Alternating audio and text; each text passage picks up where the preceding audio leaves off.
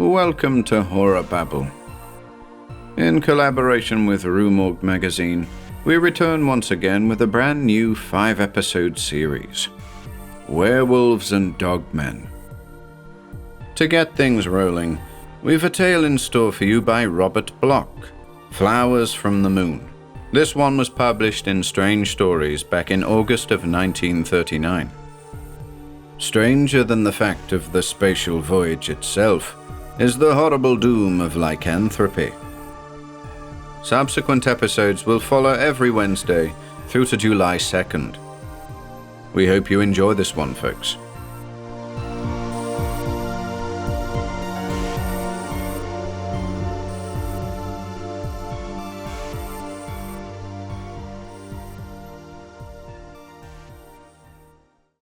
Flowers from the Moon by Bloch. 1. One minute there was nothing in the clear blue depths of the sky. The next, streaking across the far horizon like a silver comet, the great ship appeared, roaring down to earth. With anxious eyes, I watched it fall as the roaring intensified. With a sense of relief, I heard the sound diminish, even as the speed of the dropping spaceship diminished. They had shut off the propulsion successfully. The last danger had passed. Now, the vessel seemed to drift toward Earth. I ran back to my car, raced the motor, then shot down the road toward the west. The ship would land in the plain about 3 miles distant, I calculated. As I sped toward the spot, my eyes scanned the silver hull, and I sighed with relief as I noted that it seemed undented, unblemished. Cars behind me hooted horns, for the reporters were here too. I pressed my foot down hard and shot up to 80, then 90. Ahead of me, the ship was purring to rest, easing gently down upon the smooth turf of a meadow. It landed. I put on the brakes and the car screeched to a halt. Then, with my heart thumping and thundering in my chest, I ran across the grass toward the ship, toward the silver door. "Edna," I murmured. "Edna." Of course, my voice could not be heard through the insulated duraluminum walls of the spaceship, but it was almost magic to see the door slowly open in response to my cry. And it was magic when she stepped into the doorway, lovelier than the images of my dreams during the past 2 months. She hesitated, blinking in the sun that flamed through her auburn hair, gazed at the ground 6 feet beneath the base of the doorway. Then I held up my arms, and she leaped, and we were locked together in an embrace that freed me of all the anxious longing and heartsick worry of the past 8 weeks. "Edna, you're safe, alive," I whispered tenderly. "Oh, Terry, I knew you'd find us. Your father, Charles, the captain, are they all right?" Her blue eyes clouded in momentary confusion. "Yes," she whispered. But the sentence was never finished. The reporters were on us, literally on us from all sides. The cars straggled in, cameras clicked. "Story, Miss Jackson? Picture. Hold it, please. Your father safe? Get to the moon, Miss Jackson? Gonna marry this young man?" Edna's white hands tugged at my shoulder. "Terry, do something. Let father and the others get away from these men. They're too tired to talk now. And besides, Charles isn't well." For answer, I fought my way through the struggling swarm of reporters and climbed into my car. Deliberately, I wheeled around and drove straight at the babbling horde. The reporters scattered as I skidded to a stop directly under the ship's doorway. By this time, a rope ladder had been let down from this ship, and now Professor Jackson appeared. His tired eyes blinked nervously, and one hand went to his white head as he took in the scene. He descended the ladder and seated himself in the car. Then the captain appeared. Not the fat Captain Zarret I remembered, but a thinner, haggard-looking man. He carried a great satchel in one hand. He paused in the doorway to shout into the depths of the ship. He scowled, then slowly descended. Halfway down, he paused again and reached up to shut the door. But the door opened. A figure appeared then. It was Charles Devoe, my rival. Charles the suave, Charles the laughing, the debonair, the black-haired, sleek, handsome scientist. So I remembered Charles. But this man was different, horribly different. His face was dead white, and his black hair bristled down almost to his eyebrows. His features seemed oddly altered. The shadows of the sun seemed to have lengthened his nose and chin. His hands went to his face, and they seemed thin as claws, and when the hands came away, I saw his red eyes. They glared, and his mouth grinned. That mouth, it hung open, working, a crimson maw of drooling imbecility. Charles Devoe was mad. The captain looked up. "Go back," he shouted. "Charles, go back." Charles opened his mouth and snarled. I have never heard such a sound from a human throat. The yelling reporters quieted about the car. And then Charles came down. He didn't climb down, he leaped. "What's wrong with him?" shouted an excited little man, who climbed on the running board as the captain took his seat. "Hey, buddy, what's the matter?"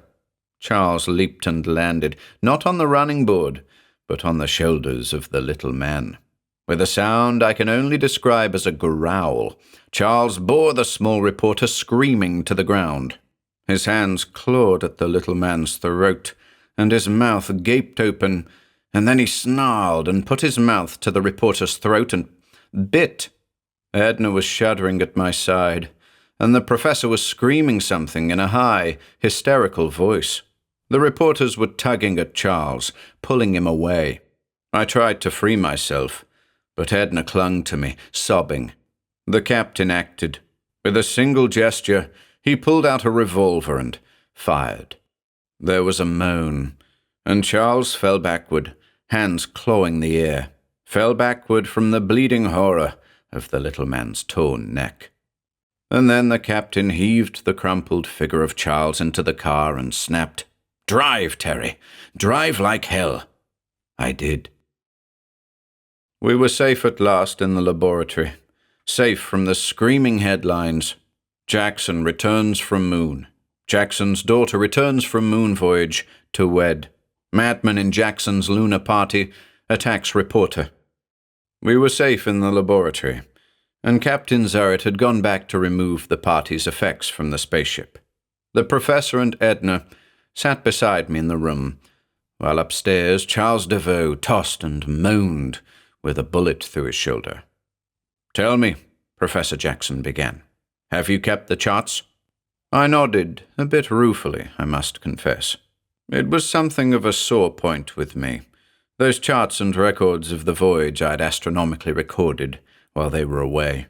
It dated back 5 years ago to my college days, when I worked with the professor in his laboratory, became his intimate, and then his assistant.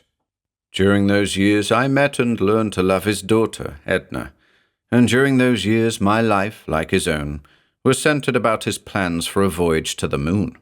We had gone over the construction of the vessel together.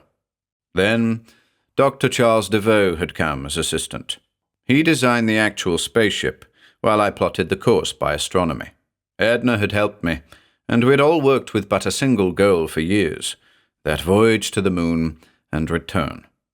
When the trial ships we sent up exploded or disappeared forever, we had suffered the keen pangs of disappointed dreams. Then Captain Zarrett had come from Moscow to perfect our plans and finance the venture. The voyage was about to begin. But when it came to selecting the passengers, the professor omitted me. The captain, Charles Devoe, Edna, and himself had gone. I was forced to stay behind and keep the records. A bookkeeper of astronomy, I reflected bitterly. Up there in the solar blue, my future bride rode with my nearest rival. Well, I could not share her perils. It had been a bitter pill for me to swallow. To wait, to gaze each night in agony at the cold moon, wondering where she was, whether I'd ever hold her in my arms again. It was hell on earth, those 8 anxious weeks. The papers had scoffed, called us all mad for our scheme, despite the validity of our plans we gave them. That had added to my worries. Was it, after all, an impossible scheme? I wondered through sleepless nights. But now they had returned. There were 1,000 questions I must ask. What had they found? Was there life on the moon, as the professor had always staunchly maintained? What was the temperature, the nature of the soil, the effect of gravity? And what had made a drooling madman of Charles Devoe? I asked those questions now, and the professor answered, while Edna sat at my side, her eyes alight with a strange, unspoken fear. The voyage had been calm enough, as planned. Captain Zaret handled the ship nicely. The propulsion devices had worked smoothly. The insulation had been perfect, and the air conditioning sound. Food capsule supplies had held out. The speed had been calculated properly. The automatic direction steering had proved practical. The actual voyage took a little over 3 weeks each way. They had spent 4 days actually on the surface of the moon. The figures, exact detailed reports, were all here. The instruments were to be unlocked and their findings checked and recorded. The voyage had proved a brilliant success. But why was Professor Jackson so haggard? Why did his hands tremble so when he spoke of the voyage home? Why didn't he begin with his old-time enthusiasm to recount the story of his days on the moon? Why did Edna draw closer to me, as though in fear? These questions flashed through my brain. "But your actual experiences on the moon, Professor?" I asked. "What did you bring back with you?" "Terry, I'd rather not go into that just yet. I'm tired, my boy." The professor's words came too hastily. "Don't ask about that, dear. It's something you'd better not know," Edna whispered. "But I've a right to know," I snapped angrily. "You made me sit here and eat my heart out. My heart that belonged to you and to the plan for years. Now I've a right to know what happened on that voyage, to know what made a lunatic out of Charles Devoe." "Lunatic?" The professor breathed the words. "Lunacy. Madness caused by the moon. The old definition was right. Yes, and that other definition." "Father, please," Edna begged. The professor looked at me. "No, Edna. He has a right to know, as he said. He must know about what we found, and about Charles, because we'll have to do something right away." He rose to his feet as I watched him, and went over to a table on which rested the big satchel the captain had brought with him. Without a word, he opened it, and motioned me over. I went to his side and looked down at what he drew forth. His hands were filled with flowers, white, orchid-like flowers, waxen as the face of death, and lovely as pearls. The ivory petals hung open on scarlet depths unblossomed, and as the professor stroked the thick white cups, they seemed to tremble, rising and falling like the flesh of a woman's throat as she breathes. And they were lovely, lovely past all imagining. "We brought these back to Earth," the professor said. "We found them on the 2nd day, when we descended into the crater. We had seen no life in the barren soil, but we descended into this deep crater and found them growing at the bottom, near the mouths of the caves." I listened, but scarcely heard, so intently was I studying the white and scarlet blossoms. "We plucked them. Charles carried them back with him, and he put them away." His voice sounded from a great distance. "We didn't know then, but that night, as they lay on a shelf in the ship, we had the dreams, and we heard the howling. Waking, I realized for the first time that these flowers had a scent." A scent? Abruptly, I jerked myself into awareness. That was it. That was why I couldn't hear, couldn't see. These flowers had a scent. It was a scent so subtle, so delicate, I had not known that I was inhaling it. And it was a scent so powerful that I could scarcely stand. It was a scent so strong that my olfactory nerves blotted out consciousness of other faculties. I could only smell, could no longer hear or see or feel. It was an indescribable scent, but terribly sweet, so sweet it hurt my eyes and throat and burned in my brain with lovely white fire. I fought to awaken as I stood there, reeling before the strange white flowers from the moon. And then I saw once more, saw that my breath was coming in rhythm to the pulsing of the flowers. "Terry," Edna's voice called from far away. "Wake up, Terry." But I didn't want to awaken. I wanted to drown in that sweetness, let that scent flood my veins and surge up in white fire. My closed eyes saw waving blossoms, and I was suddenly in a deep black pit on the surface of the moon where flowers nodded in the darkness and bent toward me blossoming, their hungry red mouths like the avid ruby lips of vampires. I was bending toward them. "Terry!" Edna's arms, her voice, brought me to my senses. "What are these accursed things?" I gasped. The professor shook his head gravely. "I do not know. The odor affects one strongly at first. I'm used to it now, I think. But that first night we all had queer dreams, and I remember waking from my slumber to stare at the glass door of the ship, the glass temporary door we affixed after landing. I could see eyes in the doorway, great red eyes, like the eyes of a wolf. And then we all awoke and heard the howling, the dreadful, wolfish howling. God, I'll never forget the way—" "What's that?" I shouted the interruption. The ghastly sound rose on wings of nightmare dread, sweeping down from the rooms upstairs. It was a sound that made the short hairs rise on my neck, that caused my throat to go dry with sudden, unnameable fear. It was the sound all men instinctively dread, the horrible, deep-throated baying of a wolf, and it came from within the house. "Charles!" shouted the professor. "Come on!" He raced from the room and plunged up the stairs, while I pounded at his heels. Edna tried to hold me back, but I brushed her arm away. The professor, his face frantic with alarm, ran down the hall and jerked open the door of a bedroom where Charles had been placed. I followed swiftly, entered behind him.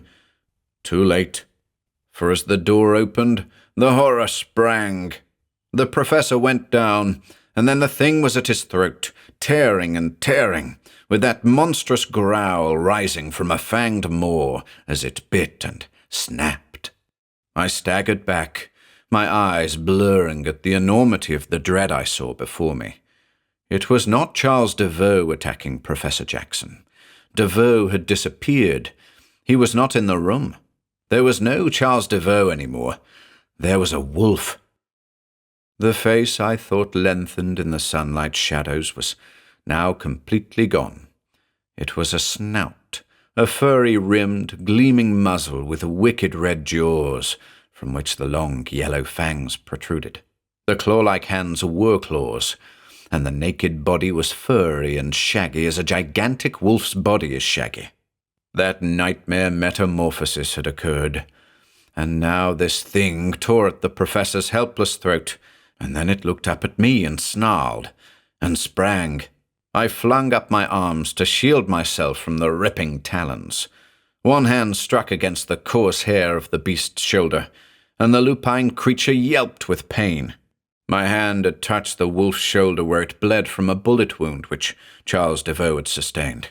Whining with pain, the animal swerved aside and sprang past me, out the door. It scuffed down the stairs, and I raced after it. Edna was in the laboratory. I sighed with relief as the thing continued on, out the open door. In my daze, I didn't realize that the horror was escaping, loosing itself on the world. My only thought was for Edna's safety. I turned back up the stairs, but it was too late. One glimpse of the fallen professor, and I knew that it was all over. Mercifully, I covered the torn features and hurried down the stairs. Edna, sobbing, fell into my arms. I tried to speak. "Oh, Terry, I know," she murmured. "Father's gone, and it was Charles. Did he get away?" I nodded. And then Edna showed the stuff that she was made of. Her eyes cleared. Her voice became firm. "We must act at once," she said. "Terry, you're the only one who can save us from it." I held her close. "It was my fault. I should have made Father tell you everything at the first. I will tell you now." She spoke swiftly, urgently. "Those flowers. I have a theory about them, Terry. Have you ever read those old books in Father's library? Those ones on witchcraft and demonology he collected?" I looked up, comprehending. "Yes. He was a serious student of occultism, remember? You used to argue with him as to whether there weren't actually distorted scientific truths in old superstitions and legends that strangely persisted in every age and every country. He said that perhaps these legends had a basis in truth, and a scientific meaning men just hadn't learned to interpret yet. And I think he was right, because of this." She paused for breath, then hurried on. "Those books speak of werewolves. Remember? The legend that men sometimes alter their shape to that of beasts? Under the influence of some drugs, the books say, the minds of men change. That's true, it's regularly accepted science. Opium, various narcotics do that to your mind. They are made from flowers, remember? And the old books say that there are other drugs, rarer ones, that alter not the mind, but the body. They say that in certain valleys of the Orient, where the moon shines always, there grows a curious white flower which blossoms under the full moon.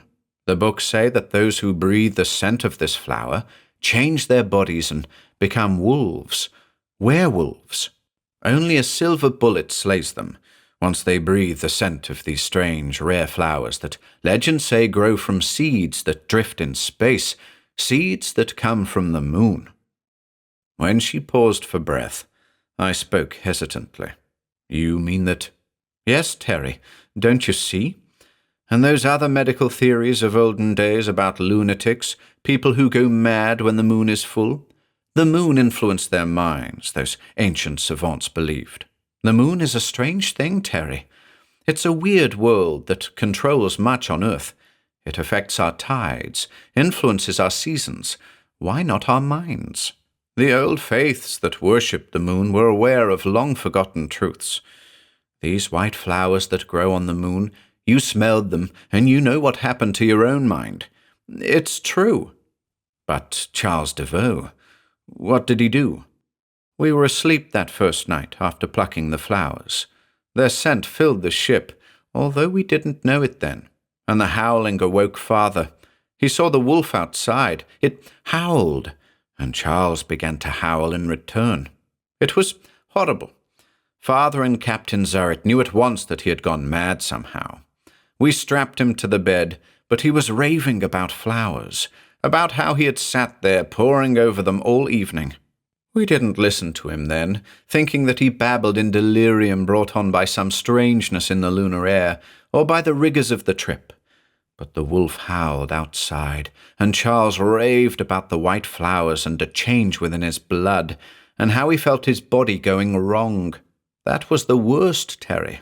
Charles guessed what the truth was, and we didn't heed.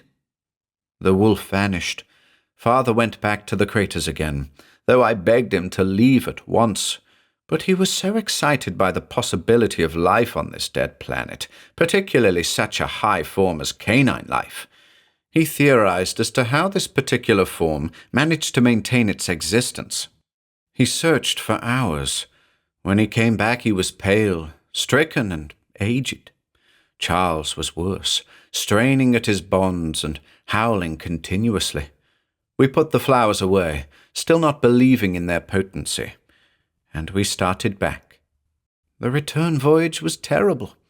Charles began to change visibly, and Father and the captain argued until they hit on the truth. The wolves on the moon must have once been men, but the flowers of lycanthropism had changed them into wolves who howled in pits, just as poor Charles howled for blood. We landed, hoping to keep Charles confined until we could move him secretly. Father wanted to study his lycanthropy as a disease, cure him if possible. But Charles knew. Even though he could no longer speak, he knew, and he gnawed through his bonds and tried to escape. When he bit the reporter, Captain Zaret shot him. But ordinary bullets won't kill a werewolf, and now he has killed Father." Edna laid her head on my shoulder and shuddered. "We must find him, Terry. He's loose on the world now, and he'll seek blood wherever he goes. Those things live on, and the flowers will change others too. We must destroy those flowers first of all. All the blossoms must be burned until that evil scent is gone forever." "No, you don't," a deep voice barked through the room. 2.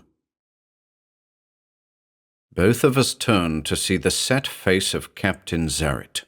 I looked at that face, then into the staring muzzle of a revolver.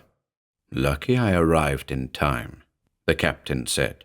"Just listen to what I say, and keep your hands at your side. I don't want trouble." Edna looked curiously at the captain. "But the professor is dead," she faltered. "Charles escaped." "That's no concern of mine," snapped the captain. "I'm interested in the flowers, not saving a few worthless lives. This flower cluster came from the moon. Don't be fools. It has incalculable scientific value. It is a form of lunar life and must be studied. Science can learn much from it that should be known. You must not destroy it in childish, superstitious dread." "But Devoe is out, and he'll kill," I argued. The gun waved to silence me. "Stop talking like a schoolboy. What if he is? He'll be captured in due time, and captured alive, too. He must be studied now as well." "You're mad," I shouted. "Crazy. A fanatic.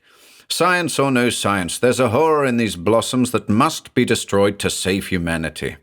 His bite will kill many, but it will merely infect others, like rabies from a dog. It will work in their blood until they too become living dead animals that raven to kill. The world will be filled with snarling horrors, werewolves. They'll destroy all men. You saw what happened on the moon. It can happen here. Whole cities of baying wolves howling at the moon. You can't want that." "I don't care. I'm taking these flowers now." I glanced at the windows. It was dark outside, and the moon was already rising. Night was falling, and somewhere in the blackness that loping thing waited to kill, red tongue lolling, gleaming jaws agape. "The papers from the ship, the instruments?" I asked, stalling for time to think. "I brought them here," said Captain Zaret. "They're safe in the house, all your precious secrets. The vessel has been checked over too. You will find it in readiness for return voyage if you like." "That doesn't interest me. I stalled off the reporters and the police about the shooting this afternoon. They won't be around till morning. I didn't want anything to hinder my plans. These plans leave with me tonight for Moscow. I shall study them at my leisure, with my own staff." Edna moved away, but the captain saw her. "Don't try anything foolish, girl. I'll shoot without hesitating, I assure you. Now, I'll take the flowers and go." He scooped them up from the table, and for a moment one great hand clutched the mass of white, evil blossoms. His nostrils flared as he inhaled the cloying scent. His eyes narrowed. "Exquisite," he murmured, half to himself. "They bring me dreams. I dreamed on the voyage back, dreamed of them. Now they shall be mine, their perfume mine to breathe. I shall inhale all beauty and all strangeness." "He's mad," Edna whispered to me. "He's mad. His story is insane. He doesn't want the flowers for scientific reasons, but because they've begun to bewitch him. The scent is starting to change him, as it did poor Charles. He'll become a—" "He is," I hissed. And he was. In the wan twilight I could see it. The evil fingers of moonlight clawed at the windows, then entered in long, bony webs of luminance. They seemed to strike at the blossoms in the captain's hand, and a white fire blazed forth. The odor, That unhallowed effluvium seemed to strengthen in the lunar rays. I could not shut my nostrils to the increasing scent, the sorcerous scent that rose from my breath to my brain. The captain held the flowers, and I could see him change now. His nose was a snout, and his eyes were red. Faint hair bristled on his face, coarsened in his beard, and on the shadowed neck. His arms were long. He inhaled deeply, holding the gun steadily enough. Yes, it was true. He must have succumbed later than Charles. His stronger will had resisted longer. But now the flowers were winning. The wolf taint was in his blood, his lungs, his flesh. His shoulders slumped as he turned away. "I'm going now," he mumbled, and it was dreadful to hear his deepened voice, his growling, slurring tones. "You can go out and catch your werewolf whenever you please. I shan't care. My plane leaves at once." He left the room, stooping in a monstrous way. I wondered how long it would take for the change to be completed, how soon he would howl like a thing of darkness in the night, and how soon the world would howl with him, a nightmare world of shaggy wolves that tore away at the throats of all humanity and plunged Earth into a barren horror akin to the shining moon above. "Edna, we have to stop him." She nodded. Together, we ran out into the hall, toward the open door, and there in the garden twilight we saw him running across the lawn. The night was still, but a faint breeze stirred, and on it was the strong, almost overpowering scent of the lycanthropic moonflowers. The vine trailed from the hands of the mad captain as he sped away. It filled the garden as the moonlight filled it. Under a full moon the full scent rose in a world of white light, white perfume, white horror. Even as he crossed the lawn, the captain's body seemed to change. His coat sloughed off, his form bent closer to the ground. His hands, holding the blossoms, were dark and hairy. Moonlight performed a dreadful acceleration of his condition. The scent was so strong that Edna reeled in faintness beside me. I smelled that damnable odor everywhere. Another smelled it. A long howl sounded from the bordering bushes near the walk. It was Charles. He had waited there, drawn back to the house by the scent of those maddening, evil-scented moon blossoms.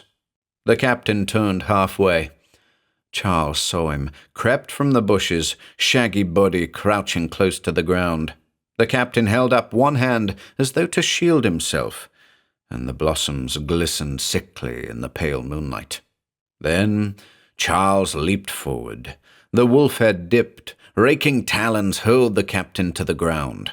With a triumphant baying, the wolf was at his throat, and the captain bayed back. "Terry!" Edna moaned, clinging to me. There, before our eyes, two wolves fought and snarled in the moonlight, fighting with fang and claw, leaping and slashing with bloody muzzles. Back across the lawn they raced, the captain still clutching the ragged flowers in one paw that could not be real, yet was.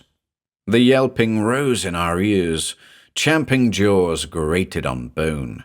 Two wolves fought to the death, and through the growling came an abominable, throaty voice. "I must have the blossoms, Charles." And then it happened. The flowers slipped from wolf paws as the two rolled in a rending embrace. I raced silently across the lawn, caught up the scented moonflowers, and sped back to Edna. "Come on," I whispered. "Let's get out of here." She turned and ran at my heels as I made for the car, clutching the handful of demonic blossoms. Behind us, the baying rose to the cold moon. "What? Where?" gasped the girl. "To the ship," I panted. "Put these things aboard. Zarit said it was ready. Going to send them up in the ship. Let them plunge back into space. Back to the moon, perhaps. Anything. Must get them off the Earth." I suppose I was a little delirious, But the notion fastened to me. It was the only way to cleanse the world of the terror, the scented terror. I raced the car. "Terry, look!"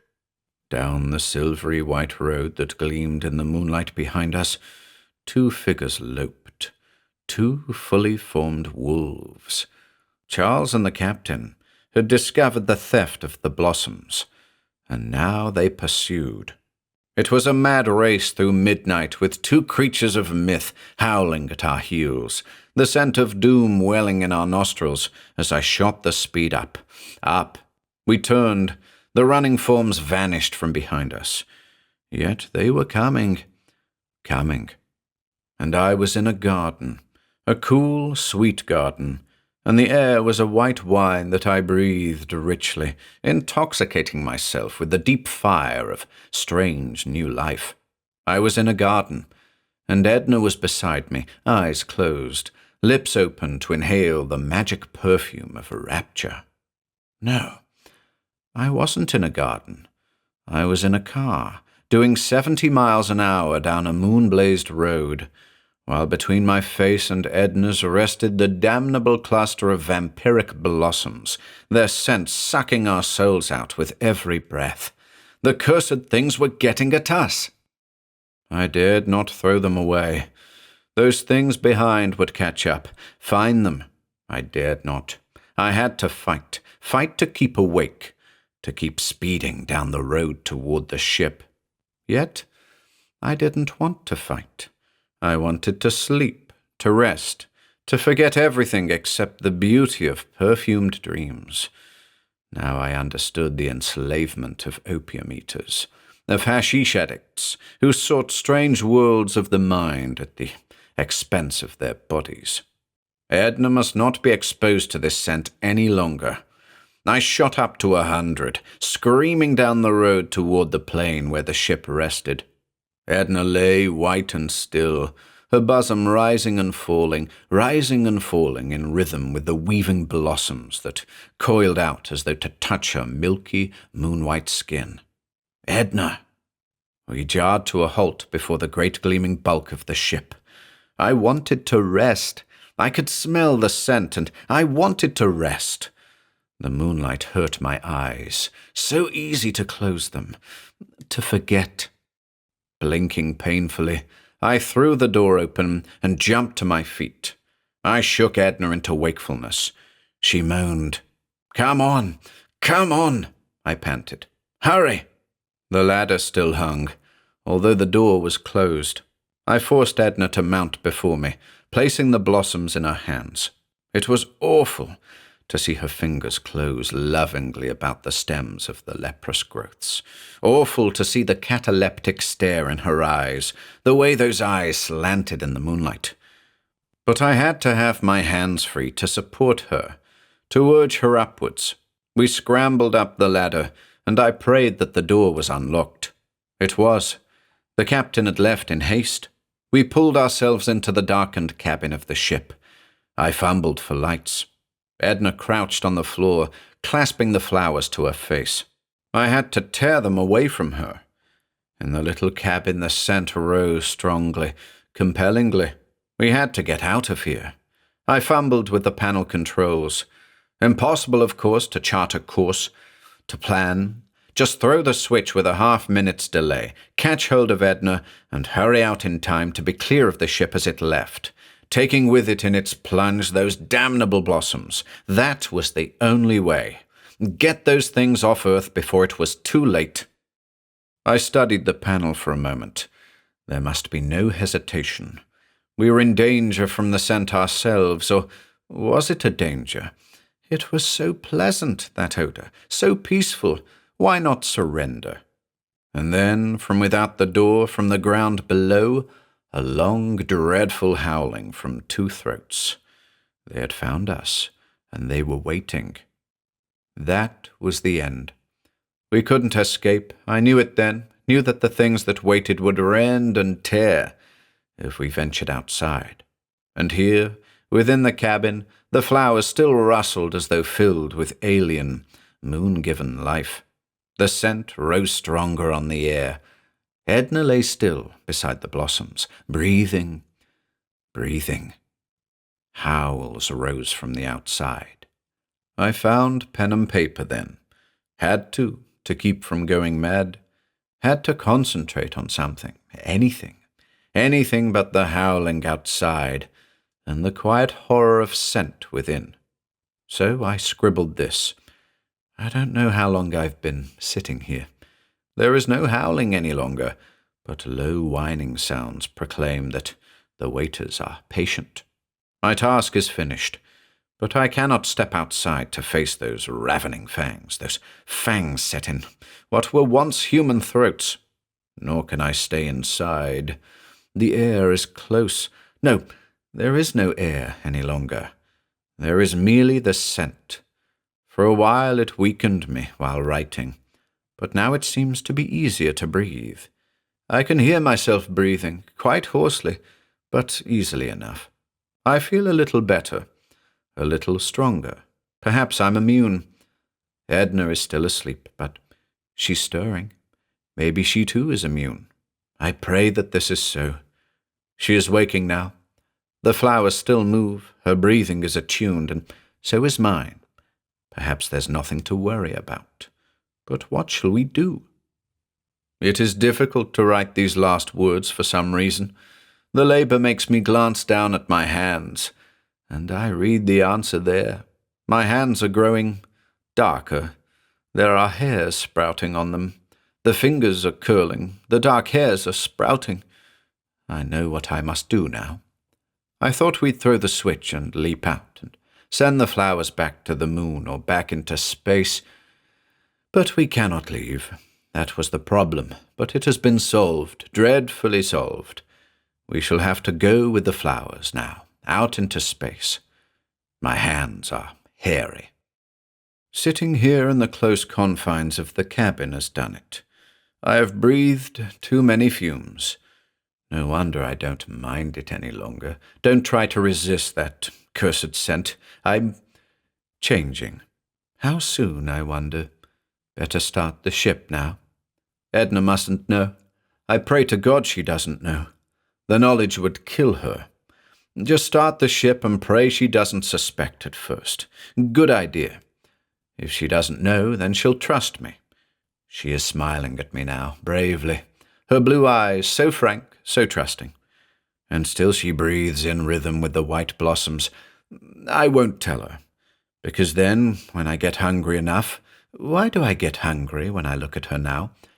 I can approach her. She trusts me. She doesn't know what the flowers have done to me. And the pulse beat in her white neck moves up and down, and I'm hungry. When we're plunging out there in the spatial darkness all alone, it will be too late to think of my hairy hands when I do tell her. When I tell her and take her. I will throw the switch now, and throw this manuscript out of the ship. I'm hungry. That perfume from the white flowers is making me hungry. Well, there will soon be a feast. Yes, very soon. And yet, I wonder. Edna is standing at my side now, trying to read what I write. She still isn't afraid, and has just laid one hand on mine. And I see something else. There will be a feast soon out in space, but perhaps I will not be the feaster. Edna's hand is growing hairy, too.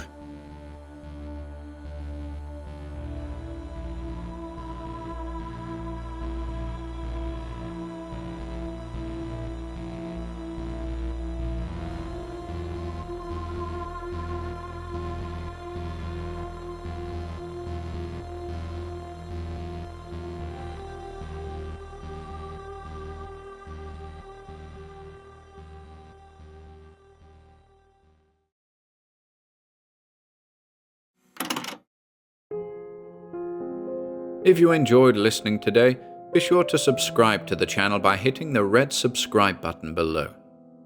After doing so, click the bell icon next to the subscribe button to receive new content notifications. If you'd like to support our work and receive exclusive perks, consider becoming a channel member by clicking the join button below. To support us in other ways, See the video description for links to our Bandcamp and Patreon pages, our merch store over at Teespring, and further information relating to our releases on Audible, iTunes, and Spotify. And until next time,